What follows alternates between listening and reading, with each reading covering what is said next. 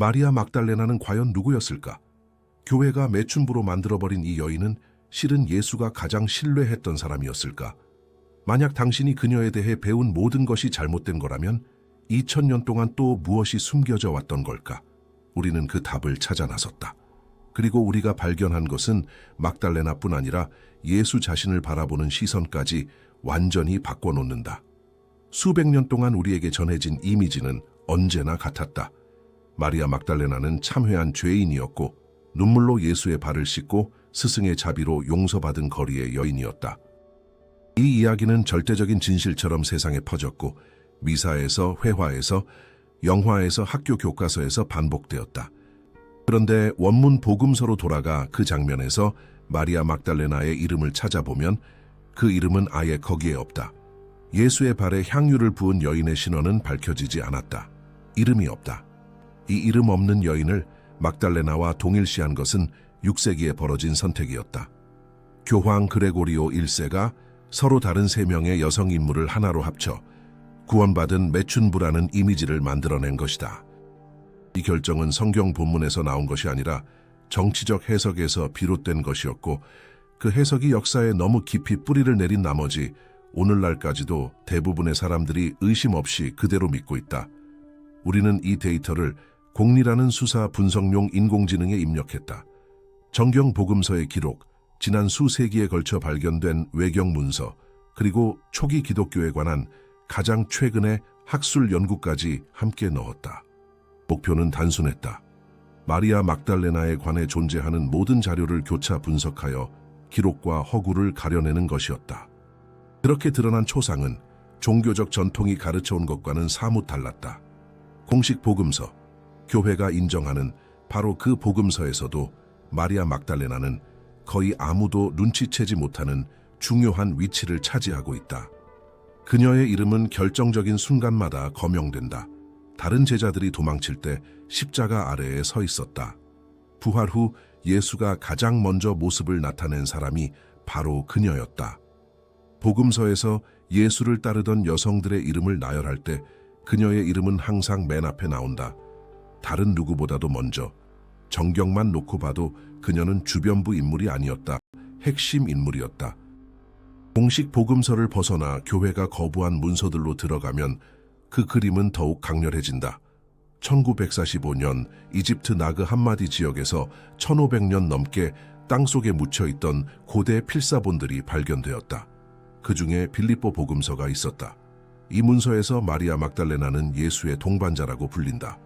원문 그리스어로 사용된 단어는 코이노노스인데 이 단어는 친구나 동료를 넘어선다. 코이노노스는 파트너, 아내, 배우자로도 번역될 수 있다. 이 복음서에서 가장 직접적인 구절 중 하나에는 예수가 그녀를 자주 입맞추었으며 다른 제자들보다 그녀를 더 사랑했다고 기록되어 있다. 이런 친밀함은 성경에 포함되지 않은 또 다른 문서인 마리아 복음서에서도 나타난다. 여기서 막달레나는 제자들에게 예수로부터 개인적으로 받은 환상과 가르침을 전한다. 다른 누구와도 나누지 않은 것들이었다. 그리고 제자들의 반응이 많은 것을 말해준다. 베드로가 분노한다. 예수가 여자와 비밀리에 대화하고 자기들에게는 말하지 않았느냐며 공개적으로 이 일을 제기하고 이제 그녀의 말을 들어야 하느냐고 따진다. 베드로와 막달레나 사이의 이 갈등은 우연히 문서에 등장한 것이 아니다. 이것은 누가 스승의 진정한 메시지를 담지하고 있느냐를 두고 초기 기독교 내부에서 벌어진 실제 다툼을 보여준다. 베드로는 남성 중심의 위계적 지도력을 대표했고 막달레나는 다른 제자들이 세우고 있던 권력 구조와는 거리가 먼 직접적이고 친밀한 연결을 대표했다. 이 조각들을 맞추어 보면 그 사이의 침묵이 어떤 문서보다도 더 크게 말하기 시작한다. 예수가 다른 누구보다 그녀를 신뢰했다면, 그녀를 따로 가르쳤다면, 동료들마저 불편해할 정도로 그녀를 사랑했다면, 공식 기록이 담으려 하지 않았던 그 둘 사이에는 또 무엇이 있었을까? 바로 이 공간에서 기록된 것과 지워진 것 사이의 이 빈틈에서 하나의 이름이 수백 년간의 전설 사이로 속삭임처럼 떠오르기 시작했다. 입에서 입으로, 세대에서 세대로 프랑스 남부를 따라, 유랑민족의 전통을 따라, 교회와 성의 지하실에 숨겨진 필사본들을 따라 전해진 이름. 십자가 처형 이후 막달레나와 함께 바다를 건넜다는 한 소녀의 이름. 만약 그 존재가 확인된다면 예수에 대해, 신앙에 대해, 그리고 영성의 역사에서 여성의 자리에 대해 우리가 이해하던 모든 것을 영원히 바꿀 이름이었다. 그 이름은 사라였다. 그리고 지금부터 이어지는 것은 그녀가 남긴 흔적이다. 전승에 따르면 십자가 처형 이후 마리아 막달레나는 성지에 머물지 않았다. 도망쳤다고 한다. 그것도 혼자가 아니었다. 프랑스 남부의 구전 기억 속에 수백 년간 살아남은 기록에 따르면 막달레나는 키도 돛지도 없는 작은 배에 올라탔다. 예수에게 가까웠던 다른 여인들, 아마도 야고보의 어머니 마리아와 살로메의 어머니 마리아와 함께였다.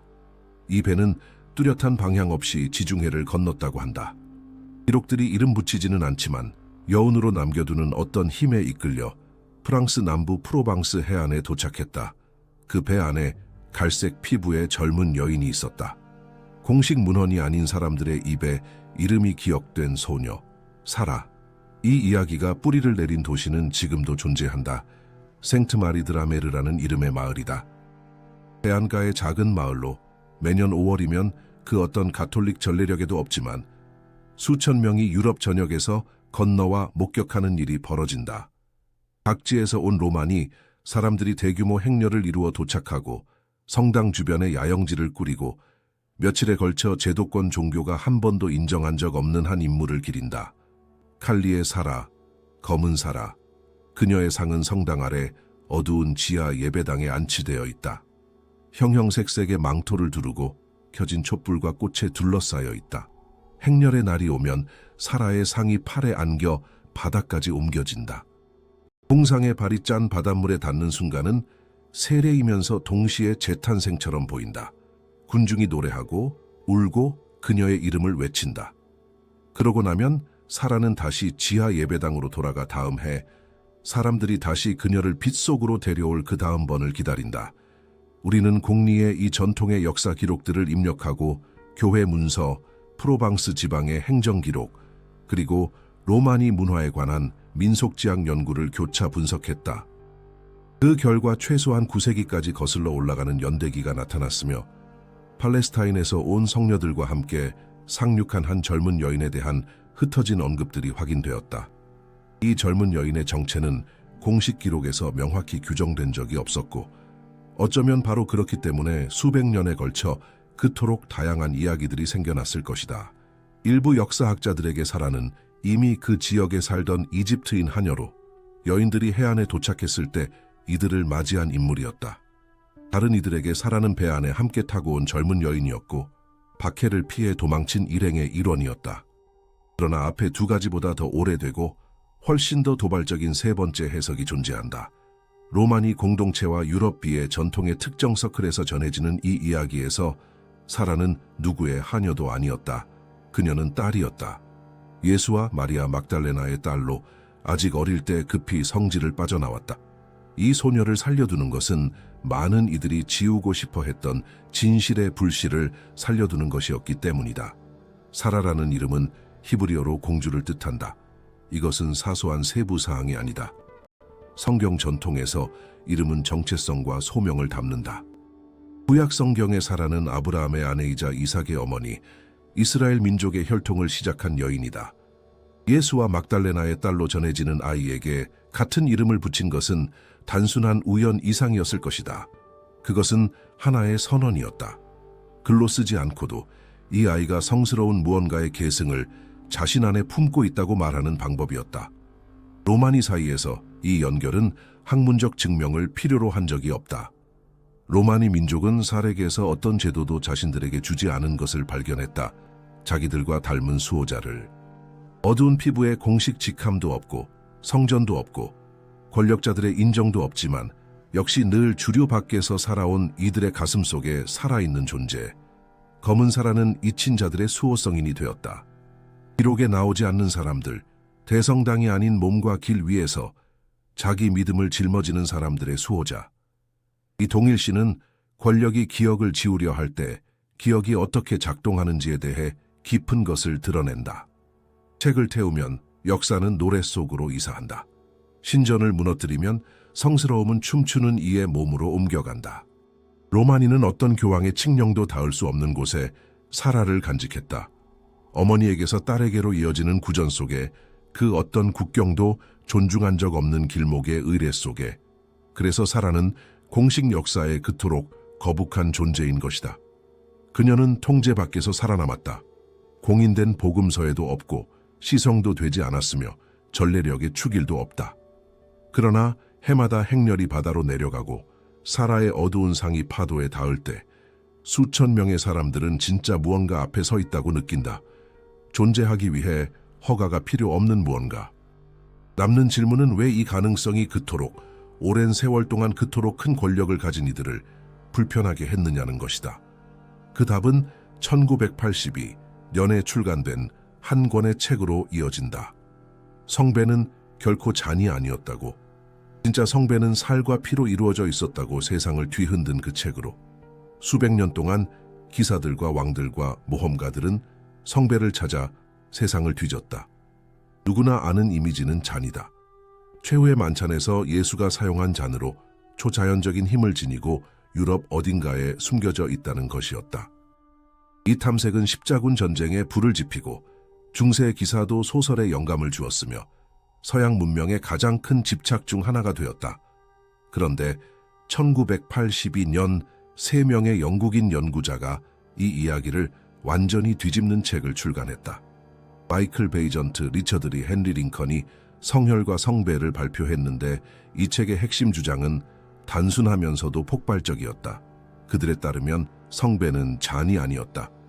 고대 프랑스어 원래 표현은 상레알, 즉 왕족의 피였다. 세월이 흐르면서 상레알이 산 그라알로 변형되었고 혈통을 가리키던 표현이 마법의 잔 전설로 바뀌어버렸다. 저자들이 제시한 것은 진정한 성배가 예수의 직계 혈통이라는 것이었다. 마리아 막달레나와 그녀가 프랑스 남부로 데려갔다는 딸 사라를 통해 이어진 핏줄이라는 것이었다. 공리는 상레알과 산 그라알이라는 표현의 어원을 성배에 관한 가장 오래된 중세 문학 기록과 교차 분석했고, 그 결과 유럽 문학에서 성배가 처음 언급된 것, 즉 12세기 크레티엥 드 트루아의 작품이 평범한 잔을 묘사하지 않는다는 것이 드러났다. 생명을 유지하는 무언가를 담는 신비로운 그릇을 묘사하고 있었다. 그 묘사는 충분히 모호해서 성스러운 물건이라는 해석과 성스러운 혈통을 품은 자궁이라는 해석이 같은 텍스트 안에 공존할 수 있었다. 이 모호함은 우연이 아닌 것으로 보인다. 성혈과 성배에 따르면 이 혈통은 수세기에 걸쳐 비밀 결사들에 의해 보호되어 왔다. 성전기사단, 시온 수도회, 그리고 다른 조직들이 유럽 역사의 이면에서 예수의 혈통을 지켜왔다는 것이다. 저자들은 프랑스 남부의 귀족 가문들, 중세 문서들, 그리고 교회 건축에 반복적으로 나타나는 상징들 사이에 연결고리를 추적했으며 그것이 모두의 눈앞에 놓인 비밀을 가리킨다고 주장했다. 이 책은 수백만 부가 팔렸고 가톨릭 교회와 전통 역사학자 모두의 격렬한 반발을 불러왔다. 많은 학자들은 저자들이 사용한 자료가 취약하고 일부 연결고리가 억지스러우며 이론의 핵심 요소 중 하나인 시온 수도회가 20세기의 조작일 가능성이 있다고 지적했다. 시온 수도회의 존재를 뒷받침하던 문서의 일부는 위조된 것으로 밝혀졌는데 고귀한 혈통과 자신을 연결짓고 싶어 한 남자가 프랑스 국립기록보관소에 심어놓은 것이었다. 그러나 이런 결함에도 불구하고 성혈과 성배는 누구도 닫을 수 없는 문을 열었다. 성배가 예수의 혈통에 대한 은유일 수 있다는 생각은 시온 수도회에만 의존하지 않았다. 외경 문서, 프랑스 남부의 전통, 로마니 사이에서의 사라 숭배, 그리고 편안한 답이 나오지 않는 하나의 질문에도 기대고 있었다. 교회는 왜 예수와 막달레나의 관계에 대한 모든 흔적을 그토록 힘을 들여 지우려 했을까?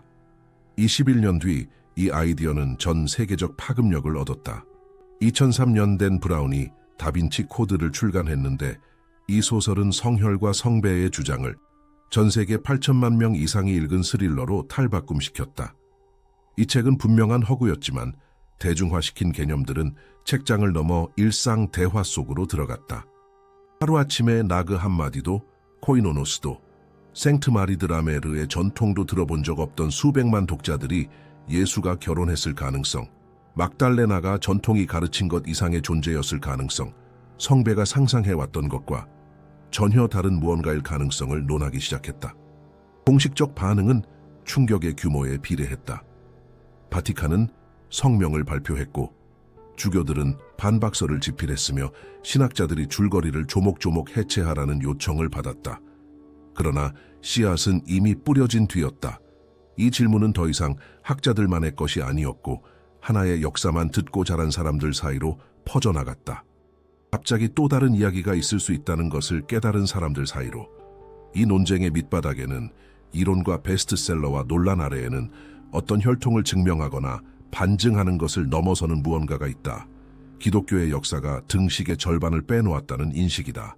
신성한 것에서 여성적 측면이 제거되었고 그것을 되돌려 놓으려는 모든 시도는 사라를 통해서든 막달레나를 통해서든 잔이 아닌 자궁으로서의 성배 개념을 통해서든 저항에 부딪힌다. 그리고 그 저항은 누가 저항하는지에 대해 많은 것을 말해준다. 이 저항의 뿌리는 깊고 그것을 이해하려면 기독교보다 더 오래전에 이미 존재했던 전통으로 돌아가야 한다. 남성과 여성이 하나의 창조적 힘을 이루는 두 반쪽으로 작동하던 전통으로 기독교가 존재하기 훨씬 전부터 문명 전체가 이후에 지워질 한 가지 관념을 중심으로 영성을 조직했다. 신성한 것은 남성적인 것도 여성적인 것도 아니며 둘 다인 동시라는 관념이었다. 고대 이집트에서 이시스와 오시리스는 그 결합이 세상의 질서를 지탱하는 신성한 부부였다. 메소포타미아에서 여신 이난나는 죽음과 재탄생의 순환을 상징했다. 그리스에서 엘루시스 비위에서는 남녀가 함께 풍요를 신성의 표현으로 기리는 의식에 참여했다. 이 모든 전통에서 신성한 것으로부터 여성을 떼어내는 것은 탁자의 다리 하나를 빼는 것과 같았다. 이 균형에는 이름이 있었다. 가장 오래된 전통에서는 이것을 히에로스 가모스라 불렀는데 그리스어로 신성한 결혼이라는 뜻이다. 왕이나 사제가 여신을 대표하는 여사제와 결합하는 의례였고 이 결합에서 태어나는 것은 단지 아이가 아니라 하늘과 땅의 동맹이 새로워지는 것이었다. 바빌로니아에서 이 의식은 신전에서 거행되었다. 이집트에서는 왕실 순환의 일부였다. 히브리 전통의 일부에서는 이 의례의 메아리가 아가서에 나타나는데 성경에서 가장 관능적인 책으로 남녀가 많은 신학자들이 은유로 바꾸려 애써온 강렬함으로 사랑을 이야기한다. 교회가 박해하고 지우려 했던 초기 기독교의 한 집단인 영지주의자들은 이 전통을 알고 있었다. 그들에게 우주는 불균형에서 태어났다. 그리스어로 지혜를 뜻하는 소피아라는 근원적 여성 에너지가 존재했다. 소피아는 신성한 세계의 일부였으나 어느 순간 원래의 근원으로부터 분리되었고 이 분리에서 물질 세계가 태어났다. 영지주의자들이 데미오르고스라 부른 하위 창조자가 다스리는 세계. 데미오르고스는 선택에 의해 악한 것이 아니라 무지한 존재였다. 자신 위에 더 큰 무언가가 있는 줄 모르고 물질의 세계를 만든 것이다. 이 관점에서 인간은 내면의 원초적 빛의 불꽃을, 물질에 갇힌 소피아의 작은 불씨를 품고 있다. 그리고 그리스도의 역할은 피나 희생으로 구원하는 것을 훨씬 넘어섰다. 그리스도는 이 내면의 불꽃을 깨우러 왔다. 각 사람에게 더 큰 무언가에서 왔으며 그곳으로 돌아갈 수 있다는 것을 일깨우러 왔다. 영지주의적 구원은 내면의 앓음을 거치고 신성한 것과의 직접적 체험을 거치며 제도에 대한 복종과는 거리를 두었다.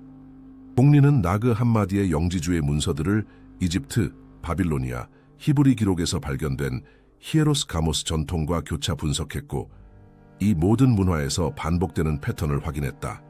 한 민족의 영성에서 여성적 존재가 제거될 때마다 종교 구조는 경직되고 위계적이며 통제적으로 변했다. 그리고 이 원리가 회복될 때 비록 주변부 운동에 의해서라도 영성은 제도적 복종이 아닌 개인적 체험으로 다시 살아났다. 예수와 막달레나를 이틀 안에 놓으면 상황이 완전히 달라진다. 예수가 신성한 남성 원리의 현현, 즉 인류를 깨우러 내려온 빛이었고 막달레나가 소피아의 화신, 즉 그 빛을 받아 생명으로 변환시키는 지혜였다면 둘의 결합은 단순한 사랑 이야기를 넘어서는 것이었다. 우주적 균형의 회복이었다. 바빌로니아 신전이 아닌 이후 기독교가 될 전통의 한가운데서 벌어진 신성한 결혼이었다. 나그 함마디에서 발견된 또 다른 문서인 도마 복음서에는 이 해석의 열쇠가 자물쇠에 맞듯 딱 들어맞는 예수의 말씀이 있다. 이렇게 기록되어 있다. 너희가 둘을 하나로 만들고 안을 바깥처럼 위를 아래처럼 만들며 남성과 여성을 하나로 만들어 남성이 남성이 아니고 여성이 여성이 아니게 될 때 그때 너희는 천국에 들어가리라. 이 말씀은 규칙, 신전, 위계를 무시한다. 통합을 말한다. 분리된 것을 합치는 것을, 세상이 갈라놓은 두 반쪽을 다시 모으는 것을. 만약 사라가 이 재결합에서 태어났다면 그녀는 단순한 아이가 아니었을 것이다. 가장 오래된 전통들이 두 존재가 행할 수 있는 가장 성스러운 행위로 여기던 결합에 살아있는 결과물이었을 것이다. 히에로스 가모스의 열매. 남성과 여성이 두려움 없이, 죄책감 없이 만날 때 둘 중 어느 쪽도 홀로는 만들 수 없는 무언가를 낳는다는 증거. 이것이 왜 두려움을 불러일으켰는지 이해할 수 있다. 남성의 독점적 권위 위에, 독신을 최고의 덕목으로 영과 육의 분리 위에 세워진 교회에는 스승과 동등한 여인이 들어설 자리가 없었고 신성과 인성의 융합을 재현한 딸은 더더욱 자리가 없었다. 이 가능성은 사라져야 했다. 그리고 진정으로 사라지게 하려면 책 한 권을 태우거나 한 사람을 침묵시키는 것으로는 부족했다. 이 기억을 간직한 공동체 전체를 파괴해야 했다. 그리고 바로 그 일이 프랑스 남부에서 사라가 살았다고 전해지는 바로 그 땅에서 벌어졌다. 교회가 스스로를 순수한 자라 부르던 한 민족에게 눈과 칼을 돌렸을 때 카타리파는 11세기에서 13세기 사이에 프랑스 남부에서 꽃피었다. 전승이 마리아 막달레나가 살았다고 하고 사라가 숭배되던 바로 그 지역이었다. 스스로를 순수한 자라 불렀고 그들의 신앙 실천은 로마가 설교하던 것과 닮은 구석이 없었다. 부를 축적하지 않았고 대성당을 짓지 않았으며 교황의 권위를 인정하지 않았다. 카타리파에게 참된 신은 순수하게 영적인 존재였고 물질 세계는 하위의 힘이 만든 것이었다. 이 관점은 영지주의자들의 것과 매우 유사했으며 많은 학자들은 카타리파가 교회가 초기 수세기에 근절하려 했던 그 전통의 조각들을 물려받았다고 본다. 그런데 카타리파에는 로마를 유독 불편하게 만드는 점이 있었다. 여성이 영적 지도자가 될 수 있었다. 카타리 공동체에서 여성은 최고 인문 등급인 완전한 자의 지위에 오를 수 있었다. 가르치고 의식을 이끌고 남성과 동일한 권위로 신성한 지식을 전할 수 있었다. 가톨릭 교회가 여성을 죄의 문으로 취급하던 시대에 카타리파는 여성을 영적 체험의 중심에 놓았다. 유럽에 떠돌던 소문에 따르면 카타리파는 고대의 비밀, 금서, 심지어 로마의 제단에서 들리는 것과는 다른 진실을 담은 유물까지 간직하고 있었다. 1209년 교황 인노첸시오 3세는 알비주와 십자군을 발동했다. 카타리파를 겨냥한 이 군사 원정은 20년간 계속되며 프랑스 남부를 초토화시켰다. 도시 전체가 쓸려나갔다. 대지에서 한 지휘관이 주민 가운데 카타리파와 가톨릭을 어떻게 구별하느냐고 묻자 돌아온 대답은 역사의 잔혹한 메아리로 남았다. 모두 죽여라. 하느님이 자기 편을 알아보실 것이다. 그날 15,000에서 2만 명에 달하는 사람들이 죽임을 당했다. 남자, 여자, 아이, 카타리와 가톨릭이 뒤섞인 채 이 전쟁은 단지 이단을 겨냥한 것이 아니었다. 신성에 대한 로마의 독점을 위협하는 영성의 한 형태를 겨냥한 것이었다. 카타리파의 마지막 보루는 몽세기르 요새였다. 상곡대기의 성으로 수개월간의 포위에 저항했다. 1244년 3월 저항이 끝났다. 200여 명의 남자, 여자, 아이들이 자신을 기다리는 것이 무엇인지 알면서 산을 내려왔다. 그중 단 한 명도 신앙을 저버리는 것을 받아들이지 않았다. 상이슬계 집단 화형대에서 산채로 불태워졌다. 그런데 공리가 그 함락에 관한 기록들을 교차 분석하면서 발견한 것은 항복 전날 밤 4명의 카타리인이 요새를 탈출했으며 연대기에서 카타리의 보물이라고 묘사되는 무언가를 가지고 갔다는 것이다. 그것이 정확히 무엇이었는지는 아무도 모른다. 금이었을까? 필사본? 그것을 지키기 위해 바친 생명보다 더 가치 있는 진실의 증거, 이 보물의 수수께끼는 풀린 적이 없으며 이 침묵은 카타리파가 예수와 막달레나와 사라의 이야기에 연결된 무언가를 간직하고 있었다는 가설을 오히려 키울 뿐이다. 거의 같은 시기에 권력자들의 분노를 산 또 다른 수도회가 있었다. 성전기사단은 12세기에 성지의 기독교 순례자들을 보호하기 위해 창설되었다. 그러나 수년간 기사단원들은 예루살렘에 있는 옛 솔로몬 성전의 폐허 아래를 발굴했다. 거기서 기독교의 공식 판본에 도전하는 문서들, 마리아 막달레나에 관한, 예수와의 결합에 관한, 그리고 어쩌면 혈통에 관한 문서들을 발견했다는 이론이 있다. 성전기사단은 중세 유럽에서 가장 부유하고 강력한 조직이 되었다. 영지, 은행, 자체, 군대, 외부인이 이해할 수 없는 의례, 그리고 일부 학자들에 따르면 여성적 신성에 대한 암시를 담은 상징들을 갖추고 있었다. 1307년 기사단의 빚을 지고 그들이 축적한 권력을 두려워한 프랑스 왕 필리프 4세는 교황 클레멘스 5세를 설득하여 기사단에 대해 조처를 취하게 했다.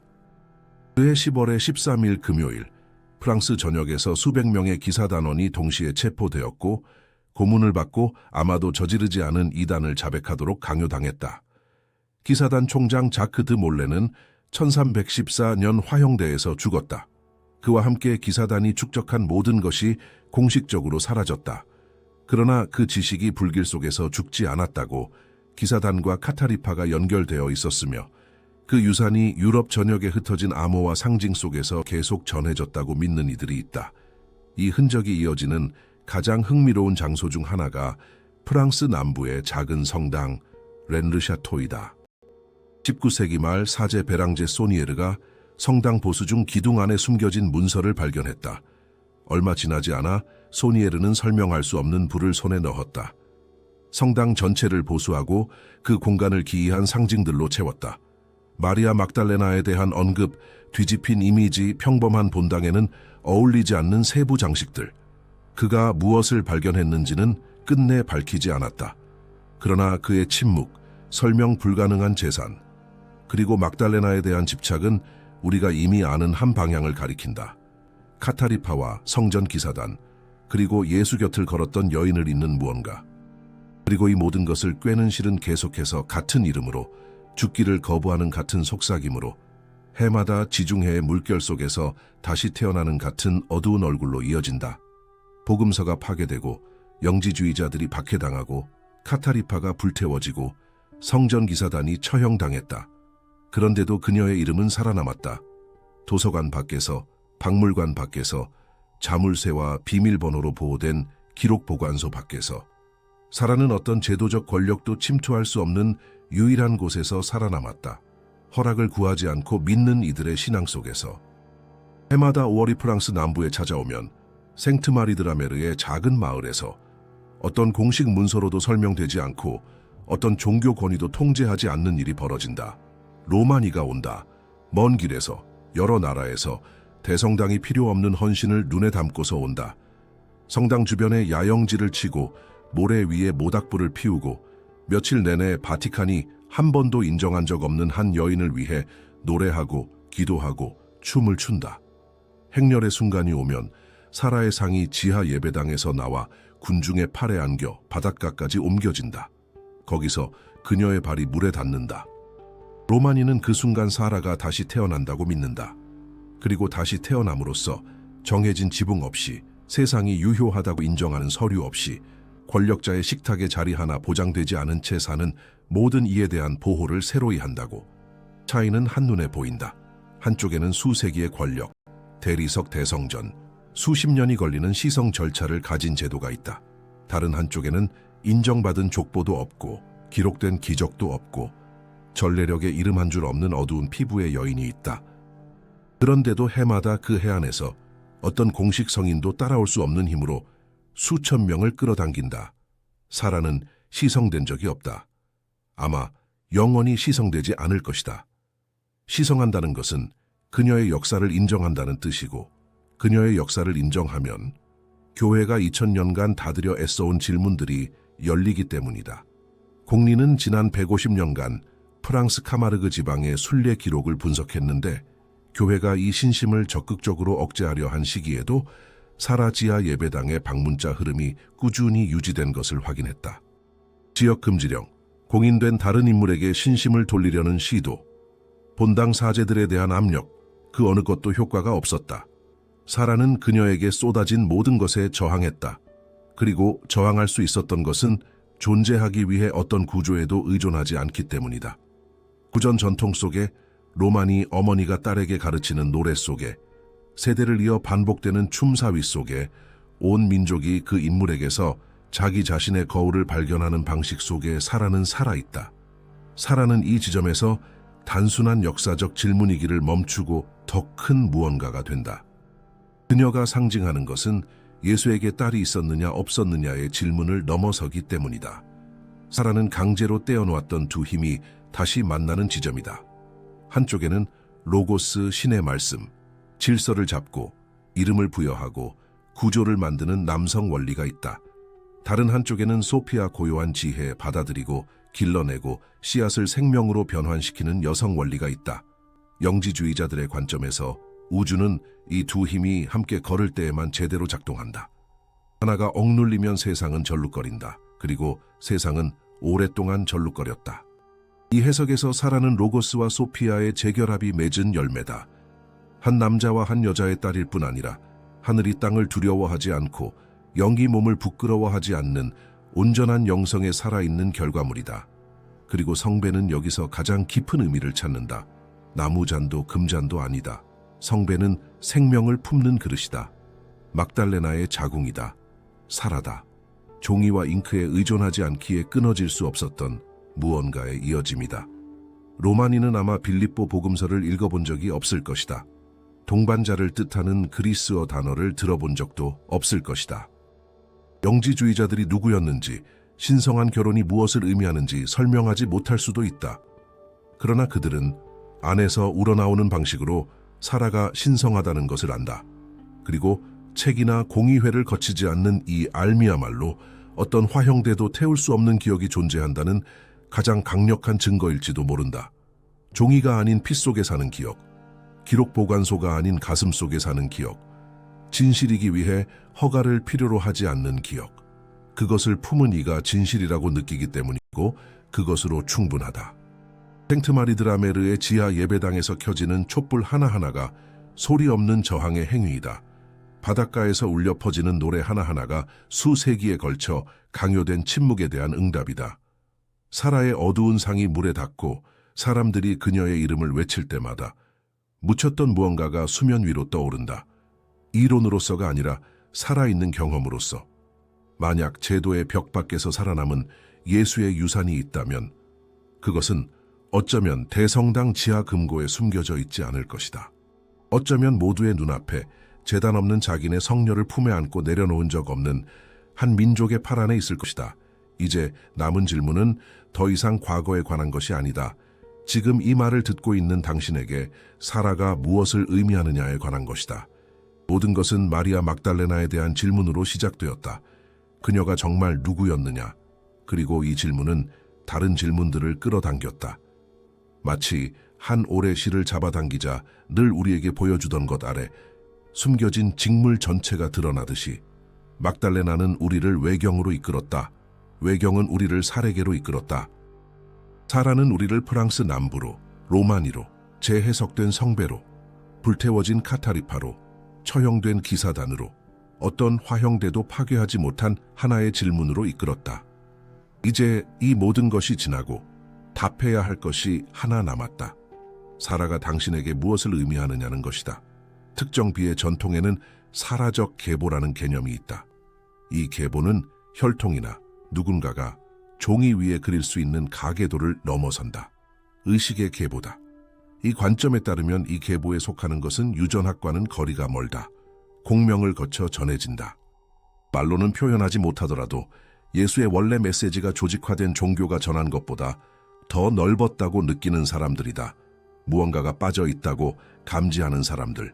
물려받은 영성이 불완전하고 거기에 근본적인 한 조각이 결여되어 있음을 아는 사람들. 여성적인 것이 신성한 것에서 추방되었을 때 찢겨나간 바로 그 조각. 공리는 현대 영적 운동, 연구 모임, 명상 서클, 전통교회 밖의 관상 전통을 중심으로 모이는 공동체의 데이터를 분석했고 지난 30년에 걸친 꾸준한 성장을 확인했다. 이 사람들의 가장 흔한 프로필은 신앙을 거부한 사람이 아니다. 더 깊은 의미를 가진 신앙을 찾아 나선 사람이다. 종교 안에서 자라나 가장 깊은 질문에 답하지 못한다고 느끼고 다른 곳을 찾아간 사람들이다. 이 탐색의 상당수가 이런저런 방식으로 영성에서 여성성의 회복을 거쳐간다. 사라는 그렇게 역사적 인물이나 중세 전설 이상의 것이 된다. 사라는 거울이 된다. 그녀가 상징하는 것, 부정당한 부분, 침묵당한 절반은 기독교의 이친 한 장을 넘어서기 때문이다. 그것은 모든 사람의 내면에 깃든 무언가이다. 약함으로 취급된 다정함, 비이성적이라 치부된 직관, 중개자와 규칙과 위계에 의해 대체된 신성과의 직접적 연결. 사라는 이 빈자리가 받은 이름이다. 평생 들어온 이야기에 무언가가 빠졌다고 느낄 때 영성이 더 포용적이어야 하고 덜 징벌적이어야 하며 더 통합적이어야 하고 덜 배타적이어야 한다고 느낄 때 그 사람이 느끼고 있는 것은 사라의 부재이다. 21세기에 이토록 많은 사람들이 확정적 진리로 여겨왔던 것들을 다시 들여다보고 있는 것은 우연이 아니다. 무언가가 움직이고 있다. 달라진 것을 다시 잊고 세상을 순수한 것과 불순한 것으로, 제단에 오를 자격이 있는 것과 침묵에 머물러야 하는 것으로 나누지 않고 신성한 것을 바라보려는 필요. 사라는 실제 했든 상징이든 이 움직임의 가장 오래된 표현이다. 그녀는 남과 여가 함께 걷고 몸이 영의 적이 아니며 두 사람 사이의 사랑이 어떤 기도만큼이나 성스러울 수 있는 영성에 대한 약속을 자신 안에 품고 있다. 남는 질문은 사라가 살과 뼈를 가진 사람으로 존재했느냐가 아니다. 그 질문에는 영원히 확정적 답이 나오지 않을 수도 있고 어쩌면 나올 필요도 없다. 중요한 질문은 다른 것이다. 당신의 어떤 부분이 사라를 알아보는가? 당신의 어떤 부분이 물려받은 이야기가 불완전하다고 느끼는가? 당신의 어떤 부분이 증거를 필요로 하지 않는 방식으로 신성한 것이 어떤 제도가 당신에게 믿게 하려 한 것보다 더 크다는 걸 아는가? 처음의 질문은 마리아 막달레나가 정말 누구였느냐는 것이었다. 이 여정을 따라오면서 드러난 것은 다비나그 한마디의 필사본에만 있었던 것도, 로마니의 행렬에만 있었던 것도, 프랑스 남부의 폐허가 된 성에만 있었던 것도 아니라는 사실이었다. 답은 줄곧 이 질문들이 계속 제기되고 있다는 바로 그 사실 속에 있었다. 2000년이 지난 지금 그 모든 화형대가 타오른 뒤에도, 그 모든 책이 불탄 뒤에도, 그 모든 이름이 지워진 뒤에도 이 질문은 여전히 서 있다. 질문이 이 모든 것에서 살아남았다면 그 질문이 품고 있는 진실도 살아남은 것이다. 사라는 공인된 복음서에 없다. 백과사전에서도 신학대학원 교과 과정에서도 찾을 수 없을 것이다. 하지만 사라는 역사를 바라보며 한 조각이 빠졌다고 느끼는 모든 사람 안에 있다. 영성이 명령하는 자와 복종하는 자로 나뉜 영토일 필요가 없다고 받아들이기를 거부하는 이들 안에 있다. 예수가 분리하러 온 것이 아니라 하나로 합하러 왔다고 믿는 이들 안에 있다. 그리고 그분의 딸이 책 속에 존재하든 죽기를 거부하는 기억 속에만 존재하든 그 합일이 가능하다는 증거라고 믿는 이들 안에 있다. 사라는 지워지지 않았다. 사라는 기억되기를 기다리고 있다. 그리고 이제 기억할지 말지는 당신의 선택이다. 이 조사가 마음에 드셨다면 구독과 후원 또는 채널 멤버십 가입은 저희가 공리 프로젝트를 확장하는 데 큰 힘이 됩니다. 영상 주제에 대한 여러분의 생각을 댓글로 남겨주시고 다음 주제에 대한 제안도 부탁드립니다. 어느 도시에서 시청하고 계신지도 알려주세요. 끝까지 함께 해주셔서 감사합니다.